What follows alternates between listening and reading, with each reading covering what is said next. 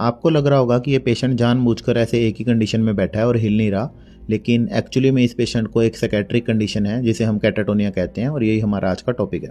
Catatonia एक neuropsychiatric syndrome होता है जिसमें सीवियर एबनॉर्मेलिटीज होती हैं मूवमेंट की, बिहेवियर की और रिस्पॉन्सिवनेस की।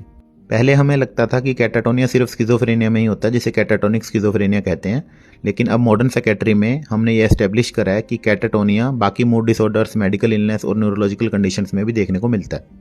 कैटाटोनिया में हमें अलग अलग तरह के मोटर सिम्टम्स देखने को मिल सकते हैं, जैसे कि कैटालेप्सी, यानी कि पेशेंट एक पोस्चर को पैसिवली मेंटेन करके रखता है। पैसिवली इसलिए क्योंकि पेशेंट में वैक्सी फ्लेक्सिबिलिटी प्रेजेंट होती है। वैक्सी फ्लेक्सिबिलिटी मतलब एग्जामिनर चाहे तो पेशेंट का पोस्चर चेंज कर सकता है, जैसे आपको वीडियो में दिखाई दे रहा होगा, फिर पेशेंट उसी पोस्चर को मेंटेन कर लेता है। इसके अलावा पेशेंट में म्यूटिज्म हो सकता है, यानी पेशेंट बिल्कुल बोलना बंद कर देता है। नेगेटिविज्म, यानी कि पेशेंट एग्जामिनर जो भी इंस्ट्रक्शन देता है उसको रेजिस्ट करता है। इकोलेलिया, यानी पेशेंट दूसरों की स्पीच की नकल करता है, या इकोप्रेक्सिया, यानी पेशेंट दूसरों की मूवमेंट की भी नकल करता है।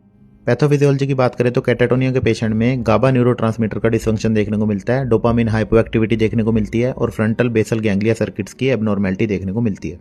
कैटाटोनिया की मैनेजमेंट में फर्स्ट लाइन ट्रीटमेंट आती है लोराज़ेपाम चैलेंज टेस्ट। इसमें पेशेंट को लोराज़ेपाम दिया जाता है और उससे रैपिड इंप्रूवमेंट होती है पेशेंट की मूवमेंट में। लेकिन अगर लोराज़ेपाम देने के बाद भी पेशेंट के सिम्टम्स ठीक नहीं होते या सिम्टम्स जो हैं वो बहुत सीवियर हैं तो इलेक्ट्रोकन्वल्सिव थेरेपी भी देनी पड़ सकती है। इलेक्ट्रोकन्वल्सिव थेरेपी पे मैंने कल ही वीडियो बनाई थी, आप मेरे चैनल पे चेक कर सकते हैं।